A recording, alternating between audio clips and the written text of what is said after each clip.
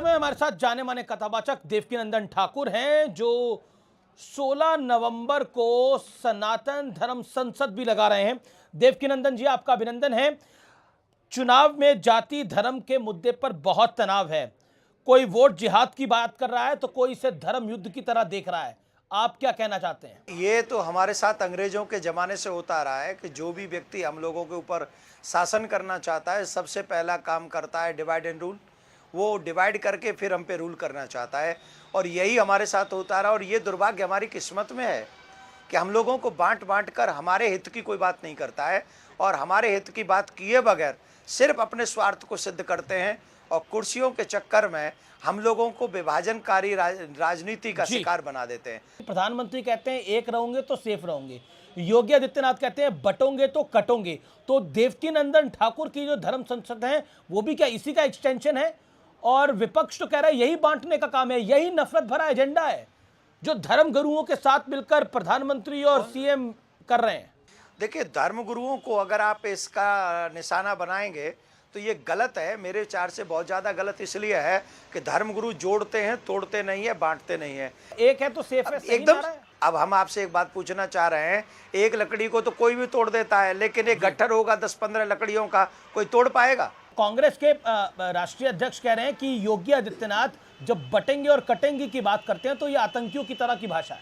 जो वो लोग कह रहे हैं कि हम लोग दिल्ली को घेर लेंगे, 15 दिन बाद जो ये होगा तो सांसें फुला देंगे, वो कौन सी भाषा है? वो साधु की भाषा है क्या? साधुओं का अपमान हम लोग ऐसे करेंगे? संतों का अपमान? अरे, राजनीतिक स्तर हमको गिराना नहीं चाहिए। किसी के पर्सनल लाइफ, पर्सनल रंग के ऊपर, हम वस्त्रों के रंग के ऊपर नहीं जाना चाहिए, बल्कि हम राजनीति में क्या दे सकते हैं, हमें इसके ऊपर अपने वक्तव्य रखने चाहिए। मोहम्मद अदीब है, पूर्व राज्यसभा सांसद, वो कह रहे हैं कि एहसान मानो मुसलमानों का, पाकिस्तान का बॉर्डर लाहौर तक ही रह गया, वरना ये लखनऊ तक पहुंच जाता। भारत के ही है ना? हाँ, भारत के हैं भाई, भारत के ही है ना? जी जी जी। हाँ, वही तो मैं कह रहा हूँ। ये दुर्भाग्य देखो हम लोगों का कि हमारे राज्यसभा सांसद वो हैं जो भारत का खाते, भारत में रहते। हाँ, पूर्व सही। अरे, शुक्रिया अदा करो भारत सरकार का और हिंदुओं का कि हम लोगों का जो बॉर्डर है ना वो अमृतसर तक है। अदरवाइज हमारी सेना तो कराची तक पहुंच गई थी। पता नहीं क्या विचार करके तुमको छोड़ दिया उस समय। और अगर ऐसा ही रहा तो हमको लगता है कि पाकिस्तान के दिन मतलब अच्छे दिन आने वाले हैं उनके। भारत सरकार वक्फ बोर्ड पर एक बिल लेकर आ रही है और आप कह रहे हैं कि सनातन बोर्ड होना चाहिए।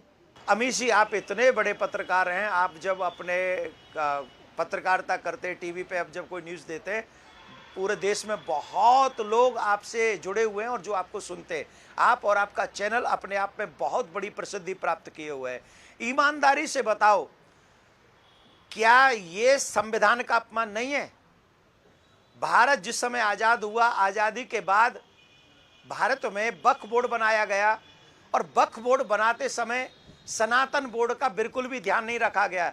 ईमानदारी से बताओ, ये संविधान का अपमान है कि सम्मान है? ये अपमान है। हमें सनातन बोर्ड चाहिए अमीश जी। एनी हाउ, अगर आप वक्फ अगर बोर्ड नहीं मिला दे सकते हो तो आपको अगर सनातन अगर बोर्ड देना अगर चाहिए। वक्फ बोर्ड की तरह सनातन बोर्ड नहीं मिला तो फिर क्या? देखिए, धर्म संसद में यही विचार हो रहा है कि अगर हम लोग मुझे ही आशा है कि हमारी सरकार हमारी बात सुनेगी, और हमारी सरकार जो इस समय प्रेजेंट में है वो धर्म को जानने वाली सरकार है। और इतने धर्माचार्यों की बात को हमारे धर्म जो संसद में बैठे हुए लोग हैं, जितने भी 500 कुछ हमारे जो सांसद हैं, वो अवश्य हमारी बात पे ध्यान देंगे और सनातन बोर्ड देंगे। और सनातन बोर्ड इसलिए भी दे दें कि हमारे प्रसादों में मिलावट की गई है, हमें पशुओं की चर्बी खिलाई गई है। मैं सनातनियों से भी निवेदन करूंगा, इतनी बड़ी संख्या में पहुंचिए कि जो हमारे सांसद है वो हमारी बात को सुने।